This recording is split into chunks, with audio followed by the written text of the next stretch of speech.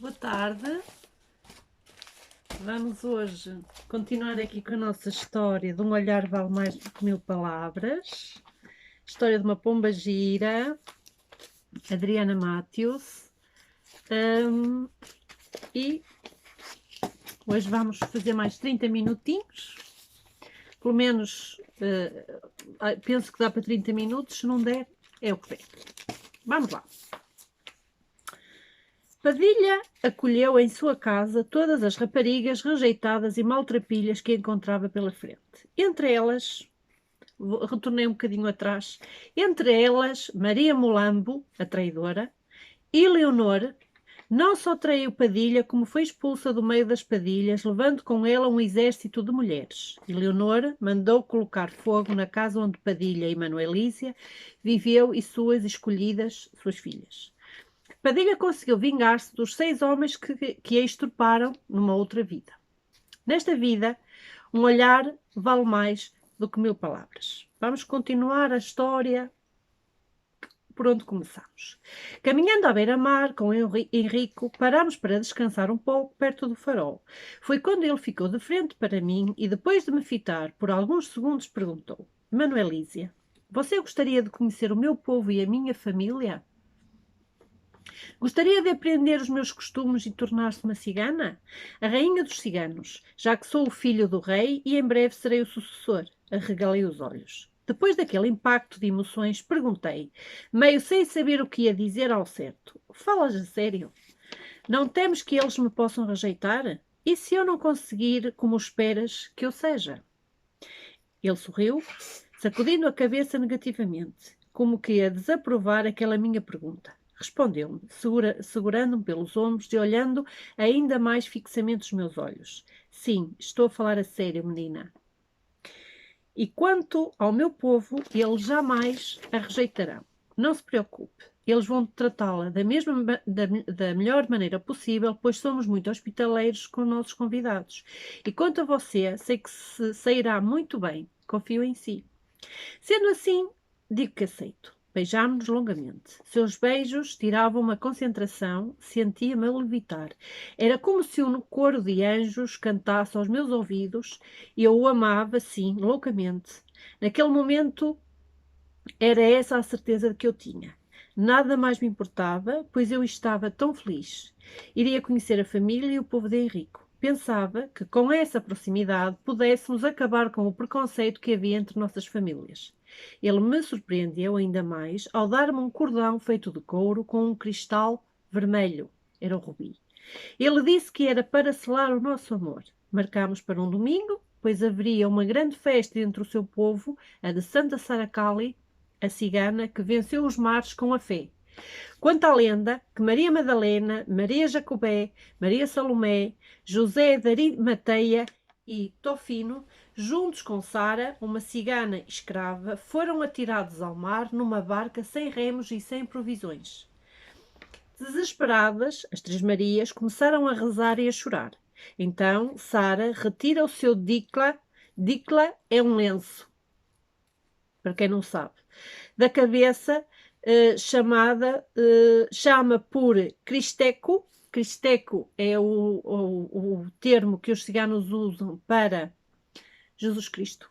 E promete que se todos se salvarem, ela seria escrava de Jesus e jamais andaria com a cabeça descoberta em sinal de respeito. Milagrosamente, sem rumo, atravessou o oceano e aportou com todos salvos em Petite René, hoje a tão conhecida Sainte-Marie de la Mer, no sul de França. Eu conheço este... É muito bonito. Sara cumpriu a promessa até ao fim dos seus dias. Suas histórias e milagres a fizeram padroeira universal do povo cigano, sendo que a festa é celebrada todos os anos no dia 24 de maio. Dia seguinte, comemora-se o dia das Três Marias. Depois que Henrique me deixou em casa, comecei a preparar-me para a festa. Queria que tudo fosse perfeito. Eu precisava trajar-me exatamente como uma cigana. Queria ser a mais bela entre todas elas, queria ser motivo de orgulho para Henrico. Difícil foi convencer minha mãe a fazer um traje típico para tal evento. Confesso que foi complicado, pois ela não aceitava que eu me vestisse, ou muito menos que fosse uma festa cigana. Mas, modéstia à parte, em questão de conhecer alguém, até hoje, de convencer alguém, desculpem lá, de convencer alguém, até hoje sou louvável. E quem me conhece sabe. Quanto a ir à festa, foi mais fácil porque meu pai estava em alto mar e só voltaria dentro de 2 semanas. Esse pequeno detalhe favoreceu-me. Saí com minha mãe e fomos ao armazém, sim, armazém, pois naquela época comprávamos de tudo nos armazéns, inclusive tecidos para roupa. Como éramos pobres, não tínhamos dinheiro para pagar uma costureira ou ir a um ateliê. Às vezes comprávamos nossas mercadorias dos caixeiros viajantes que passavam em nossas portas, mas isso era muito raramente. Para nós, tais coisas eram um avanço no tempo, pois mais atrás as pessoas compravam suas mercadorias na forma de escambo, ou seja, na forma de troca. Era um sistema mais fácil de adquirir o que precisávamos, porém não vigorava mais na minha época. Pena. Graças a Deus, as mulheres do meu tempo sabiam diversas coisas entre bordar e costurar. Minha mãe, nesse ponto, era muito prendada. Ensinou-me tudo o que sabia, o que nos favorecia muito. Inclusive porque muitas mulheres como nós usavam seus dotes de artesãs para ajudar nas finanças. E não pensem que era como agora no mundo de vocês. Não havia máquinas, era tudo feito à mão mesmo. Confesso que apesar de todo o sufoco e dificuldades, sinto saudades daquele tempo, pois havia mais poesia e amor no que fazíamos. Mas é a vida.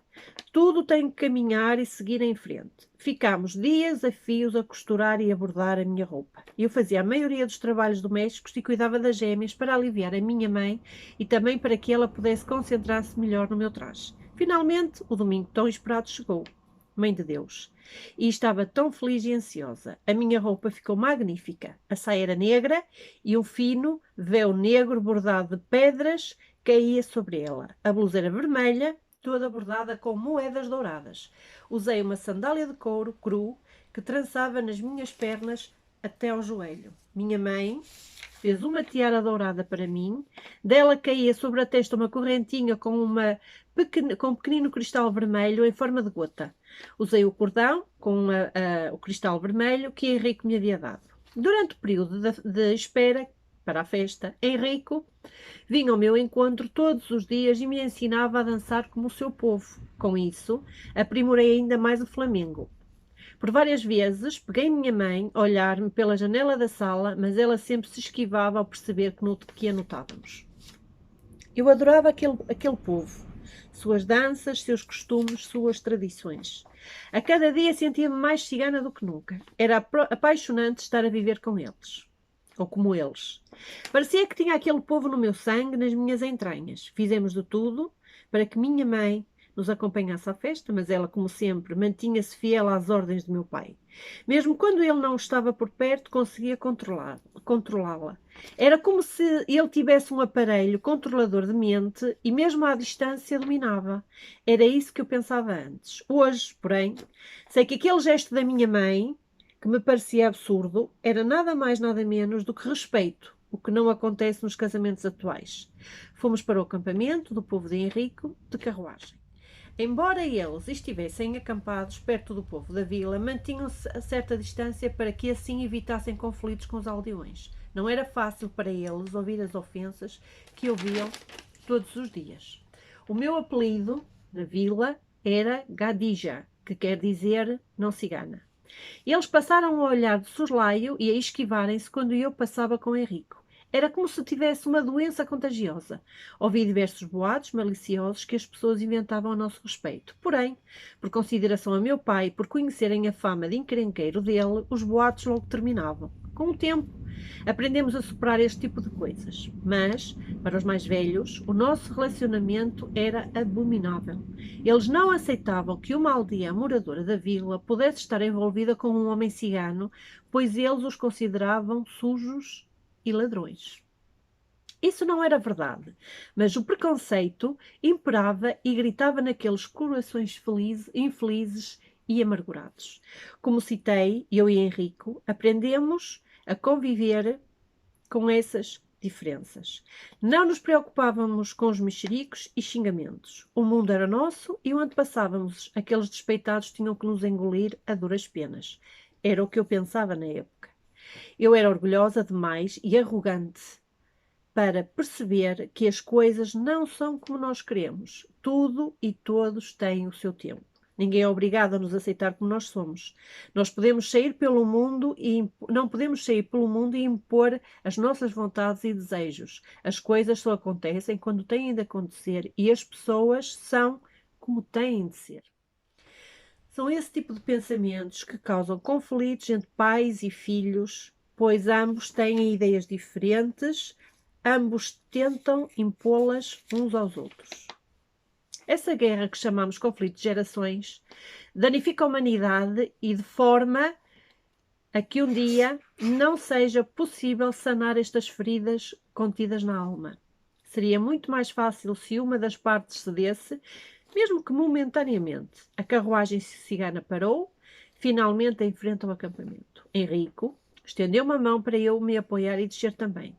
Assim que coloquei meus pés no chão, o murmúrio foi geral. Eles me aclamavam como rainha dos ciganos, dizendo para Henrico: esta é a mulher cigana mais linda que já apareceu neste acampamento. Henrico correu e foi buscar seu pai, que era o chefe, o rei dos ciganos, para me apresentar. Ao me ver, disse: agora sei porque traiu seus costumes. Henrico sorriu longamente e respondeu: meu pai, ela é Emanuelísia González. Emanuelísia, este é o meu pai, Hermano López Gonçalo, o rei dos ciganos.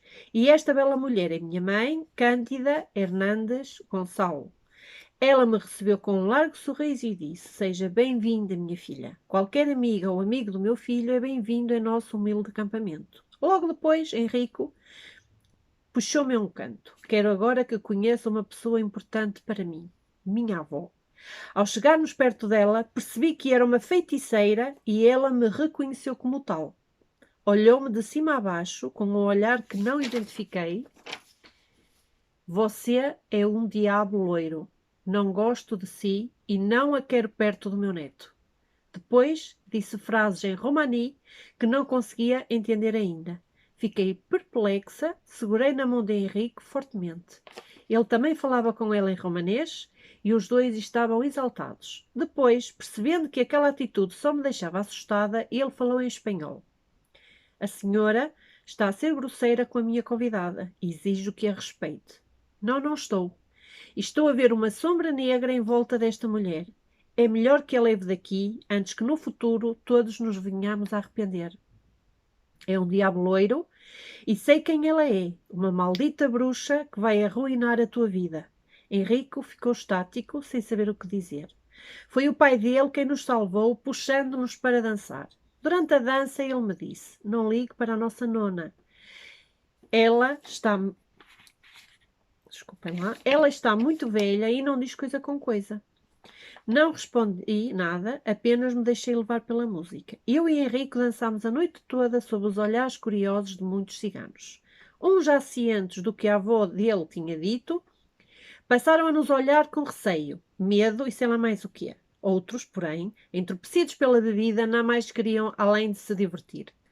Houve uma certa hora que paramos com a bebida, com a comida, com a dança, para ouvirmos as palavras solenes do ancião dos ciganos. Segundo Henrico, ele era um homem muito sábio e o que ele dissesse era acatado como lei no acampamento.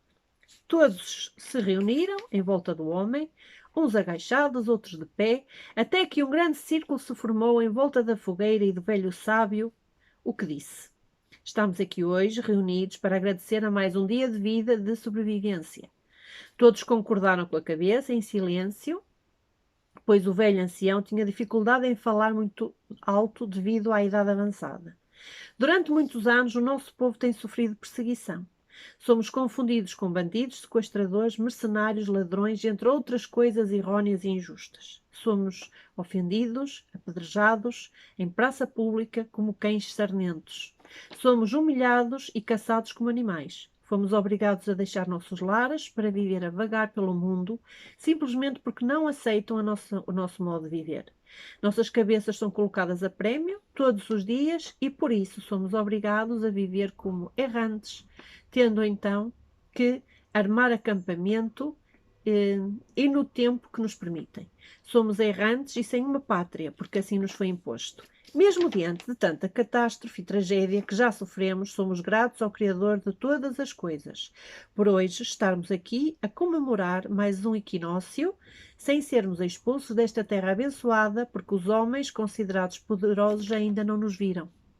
Que este Deus tão maravilhoso segue estes homens por muito tempo para que consigamos fazer a nossa pátria. Naquele instante, ele começou uma espécie de oração. Deus de todas as coisas, salva-nos das mãos dos opressores, guia-nos segundo a tua vontade e lembra-te, meu Pai, que embora tratados como Judas, tu sabes que não fomos nós que pregamos teu filho na cruz, e muito menos fomos os fabricantes dos pregos que o crucificaram, como dizem os ignorantes sem coração. Não nos julgues, Senhor, como é desejo de nossos inimigos, mas julga-nos por nossos merecimentos. Aceita-nos como teus filhos, meu Pai, e não nos vejas como filhos de Caim. Eu agradeço mais uma vez, Pai, por mais um dia sem perseguições e mortes. Dizendo isso, o velho calou-se por um minuto e todos ficaram de cabeça baixa. Depois todos foram saindo, cada um para seu canto, continuando com as suas atividades. Henrico pegou-me pelas mãos e levou-me até ao velho ancião, que me recebeu com um sorriso sem dentes, mas muito amistoso. Seja bem-vinda, filha do fogo, em que eu, humilde servo, posso ajudá-la. Nada entendi e disse apenas: não entendo o que o senhor quer dizer, mas agradeço pela hospitalidade. Ele riu-se largamente. Entendeu sim, minha querida. Porém, ainda não se aceita como é. Henrico, querendo acabar com aquele assunto, disse: leia as cartas para ela, velho, e pare de dizer tolices. Novamente o velho sorriu. Eu ler as cartas para a rainha dos ciganos. É mais fácil ela ler para mim. Fiquei toda encabucada e, sem continuar a entender, respondi-lhe: Senhor, sou mesmo grata por todos os elogios, mas peço-lhe humildemente que leia as cartas para mim.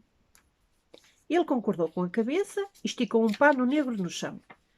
Ao desembrulhá-lo, havia um baralho lindíssimo de madeira. Esticando o pano, ele abriu para mim o tarô cigano. Seus olhos arregalaram-se ao contemplar os dizeres do baralho, que até então nada significavam para mim. Em seguida respondeu-nos: vocês não vão ficar juntos. Vejo uma sombra negra entre os dois. Você, meu filho, irá magoar esta mulher na alma. Isso irá transformar esta jovem e delicada flor em um diabo sobre a terra. Mesmo depois da sua morte, esta mulher irá caçá-lo por muitas encarnações. Dizendo aquelas palavras enigmáticas e absurdamente pavorosas, o velho ficou estático e de suas narinas começaram a sair sangue sem parar. Henrico gritou aos demais para ajudá-lo, pois o velho estava a ter um ataque do coração.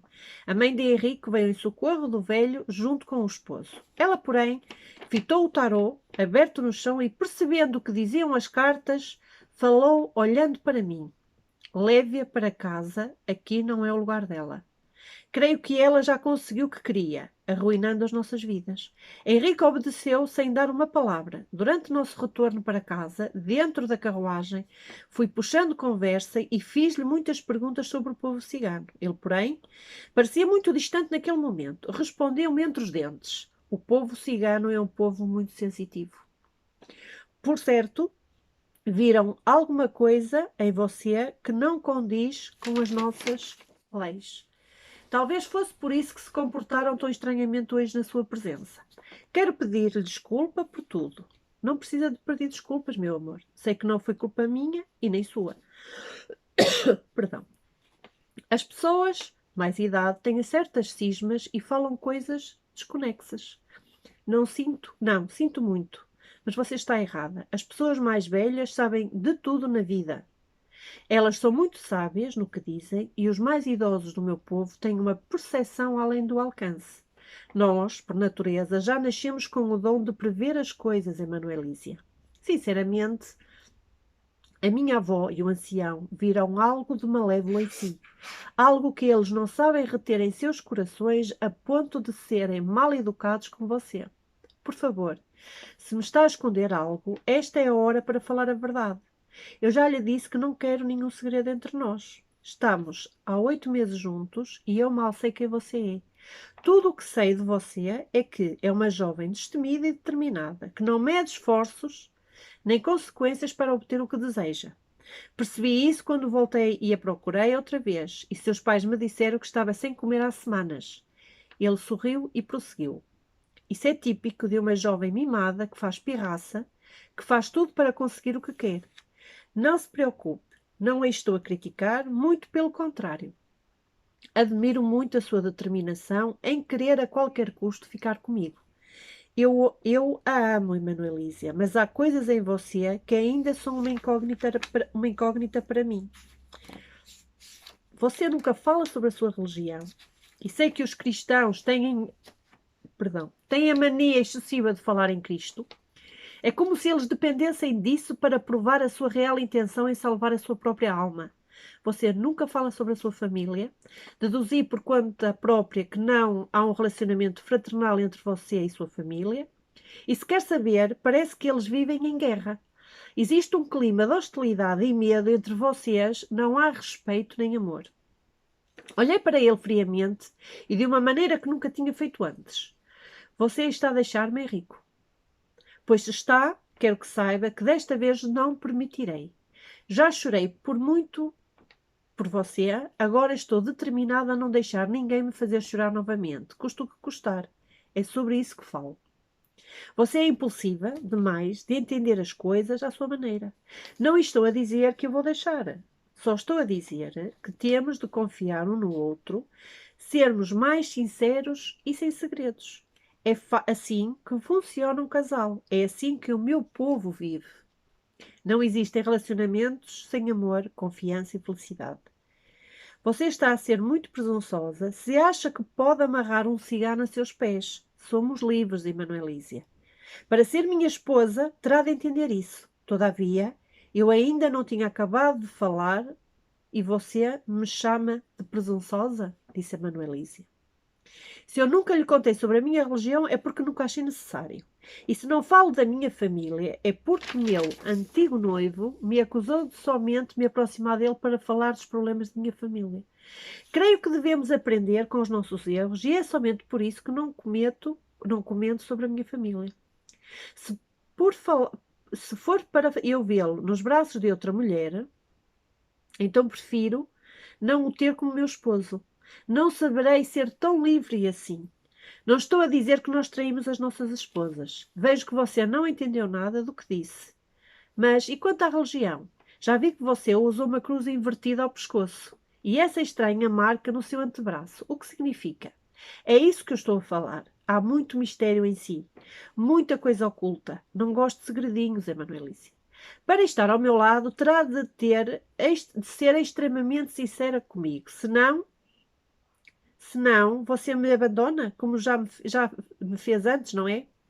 Creio, Henrico, que você não me pode cobrar sinceridade, pois andou comigo e estava comprometido com outra mulher. Foi você quem mentiu para mim. Eu nunca menti para você. Sempre lhe fui sincera. Não, Emanuelícia, você nunca é totalmente sincera. E quanto ao meu antigo relacionamento, terminei para ficar consigo, não foi? Além do mais, foi você quem se ofereceu a mim. Você foi quem se declarou a mim, sem se importar qual era a minha real condição e disponibilidade. Fui um cavalheiro consigo. Se fosse outro homem, teria-me aproveitado da sua fragilidade e carência naquele dia na praia. É dessas coisas que eu estou a tentar preveni-la, mulher. Você é muito impulsiva e possessiva, sim. A vida não gira em torno de si. Cada um de nós tem o direito de ir e vir. Se terminarmos um dia, quero que saiba que sofrerei, mas não será o fim do mundo, pois existem outras capazes de amá-la, de me amar e de amá-la também a si. A vida é feita de escolhas, Emanuelísia. Posso querer ficar com você, mas tenho também o direito de não querer ficar. Não estou a terminar, mas às vezes o seu amor possessivo e obsessivo sufoca-me. Se fico um dia sem aparecer à sua casa, você já acha que estou com outra mulher. Se preciso sair mais cedo, você faz tudo para me atrasar. Emanuelísia, sou um cigano e, como tal, preso à liberdade. É assim que nós somos, livres. Ninguém nos prende. Se vamos ficar juntos para o resto da nossa vida, é melhor você começar a comportar como uma cigana. Nossas mulheres sabem que não podem nos prender. Às vezes viajamos sem elas e ficamos dias longe de nossas famílias. É um comportamento normal. Isso quer dizer que vocês levam vidas de solteiros mesmo estando casados? Acho que tem razão. Não somos feitos um para o outro. Somos muito diferentes e pensamos muito diferente. Eu jamais aceitaria que você me abandonasse sozinha em casa para ficar a festejar sabe-se lá o que é. Você me magoa com as suas palavras. Prefiro que parta antes que me fira a alma e faça valer as previsões do ancião do seu povo. Quero ter lembranças agradáveis de nós dois e não se preocupe, não farei nada para prendê-lo. Você está novamente a distorcer as minhas palavras, porque é mais fácil desculpem lá, é mais fácil você me culpar por algo que não disse do que contar a verdade que esconde dentro do coração. Você diz que que a estou a ofender. Saiba que me ofende com sua falta de sinceridade e confiança. Já lhe disse, não lhe estou a esconder absolutamente nada, menti. Quer dizer que você vai arriscar-me a perder somente porque o que esconde é maior do que o seu suposto amor por mim? Calei-me e nada mais disse durante o percurso. Henrico estava a usar uma forma baixa de chantagem para me obrigar a contar-lhe o meu segredo. Mas a estúpida contou-lhe. Outro sacrilégio. Em poucas palavras, aquele homem conseguiu fazer uma revolta nos meus sentimentos e lançou a dúvida dentro da minha alma. Eu estava confusa e sabia que estava a perder para ele. Dentro de mim eu sabia que não podia contar a Henrico de forma alguma sobre a minha tradição. Primeiro, porque ele não era membro dela. Segundo, porque ele não entenderia. Mas fui tola, como toda a mulher, e deixei-me render pela força da paixão carnal. Estava cega de ciúmes e deixava-me louca somente a ideia de que Henrico, ao me deixar, estaria nos braços de outra, confesso. Fui fraca e odeio-me por isso. Era como se houvesse dentro de mim um mundo à parte, algo surreal, onde me tornei alguém capaz de amar loucamente e de maneira prejudicial. Eu mesma não me reconhecia. Precisava de me livrar daquela doença chamada paixão. Os homens sabem isso. Eles sabem o quanto nos tornamos fracas e nos tornamos suas escravas. E depois de conquistarem seus objetivos, ainda fazem de tudo para conquistar a única coisa que ainda é digna em nós. Eles dão finalmente o golpe de misericórdia, descartando-nos em seguida como um monte de sucata sem utilidade. Eu até acredito que a besta tenha usado de sua influência espiritual sobre Henrico, mas a escolha foi minha. Eu tinha nas mãos um poder de não contar. Foi de meu livre-arbítrio querer quebrar o meu juramento cerimonial. Todas as mulheres têm na mão a chave de como prender um homem. Porém, somos fracas quando se trata de paixão carnal. Cedemos muito frágil, sendo que se um homem estiver mesmo apaixonado, ele nunca fará uma proposta ou uma troca com sua amada. O amor não é troca de favores ou troca de merecimento. O amor é algo que simplesmente não deixa aceitar uma pessoa do jeito que ela se encontra. Não se bargalha o amor. Bargalhar é... Como é que é de... Marralhar, sabem marralhar na feira? O amor é um sentimento e não um objeto descartável. É difícil de explicar o que é o amor, porque esse sentimento é muito individual. Quando isso acontecer assim, sintam e não se preocupe com outras coisas. As paixões carnais só servem para nos afundar em um abismo de desconsolo e sofrimento desnecessário, em que tudo termina em um vazio de amargura que, por mais curtas que sejam, deixam marcas tão profundas que nos fazem futuramente sermos duras como as pedras, cegando assim o coração para a verdade imediata. Eu devia ter entendido que Henrique nunca me amou de verdade. Ele só estava a usar o sentimento que eu tinha por ele para, futuramente, fazer de mim a sua concubina e nunca a sua esposa. Enrubesci o ódio com aquelas palavras. Por certo, ele estava, sim, a terminar comigo, mas queria que eu cedesse e lhe contasse o meu segredo. E eu, por medo de o perder, contei. A sensação de perda é algo com que o ser humano nunca saberá lidar. Sentia ódio de mim mesma e houve uma hora em que, olhando para fora da carruagem, senti uma lágrima a escorrer por saber que estava a ser usada e nada podia fazer para me livrar daquela sensação que me comia por dentro. Passei o dedo nos olhos, engolindo em seco aquele misto de sentimentos. Ao chegarmos em frente de minha casa, saí da carruagem batendo a porta. Não queria vê-lo nunca mais na minha frente. Ele não me chamou ou disse uma palavra sequer. Mas Henrico parecia saber que eu voltaria, pois ficou na carruagem em frente à minha casa, até que eu, ao colocar as mãos na maçaneta, não sei explicar. Foi como se algo que me levasse de volta a entrar naquela carruagem de novo. Uma espécie de voz me dizia que eu iria perder o meu amor para sempre, somente por causa de um segredo tolo. Aí, saí a correr, como uma louca, pulei a cerca da varanda. Quando cheguei em frente da carruagem, disse: eu conto. Mas juro por Deus que se depois de lhe contar, se você me trair, vou persegui-lo até mesmo nas outras vidas. Ele sorriu largamente, não levando a sério a minha jura. Para ele foram meras palavras de uma jovem imatura. Ele desceu da carruagem e fomos caminhar à beira-mar. Contei-lhe tudo nos mínimos detalhes, até que finalmente cheguei à parte em que lhe revelei ser uma bruxa. Naquele instante, ele afastou-se de mim como se eu tivesse uma doença contagiosa e depois de respirar profundo, falou. Como foi que você conseguiu esconder de mim esse segredo durante todos estes meses que estamos juntos? Emanuelísia, pensei diversas coisas a seu respeito. Confesso que cheguei a duvidar da sua pureza, mas nunca imaginaria algo tão melindroso assim. Isso quer dizer que eu estava correta quando supus que me abandonaria quando soubesse o meu segredo. Senti desespero. Eu o estava a perder por falar a verdade. Ele me olhava como se eu fosse uma espécie de monstro. Comecei a chorar espontaneamente. As lágrimas saíam numa proporção que eu não controlava. Henrico, ao ver que eu chorava, compulsivamente prosseguiu. Por favor, Emanuelise, acalme-se. Seus pais, ao vê-la assim, pensarão que lhe fiz mal. É só com isso que você se preocupa? Com o que os outros pensam da minha reputação? Você não se importa com os meus sentimentos? Estou a morrer por dentro. Acabei de trair a minha crença e as minhas promessas. Estou a perdê-lo e é só com a minha reputação que se importa?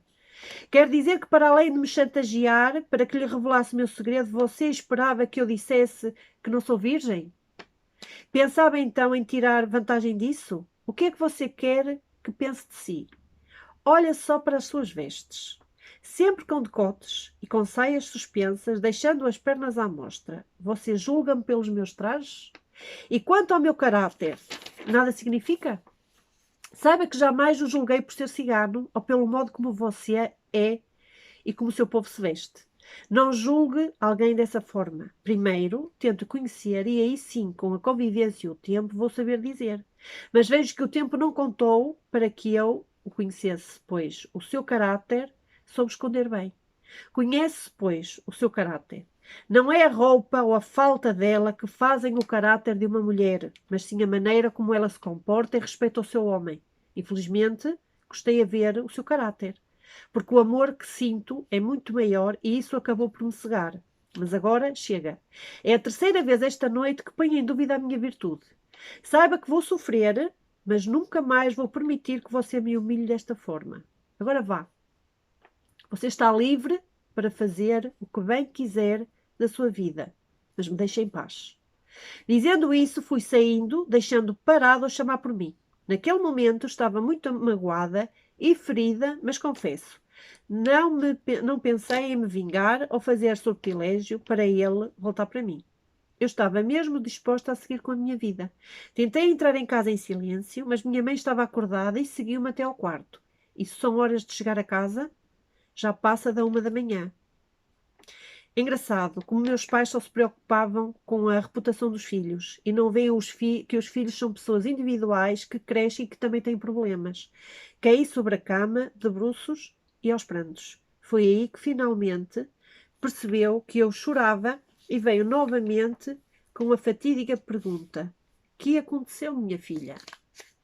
E vamos ficar por aqui hoje. Eu não disse o meu nome. Chamo-me Adriana. A maioria já sabe, não é verdade? Adriana Soares. E estou a adorar esta história. Espero que vocês gostem tanto quanto eu. Se precisarem de saber alguma coisa, deixem mensagenzinhas aqui em comentários. Mais daqui a bocadinho já publico no YouTube. Beijinhos no coração.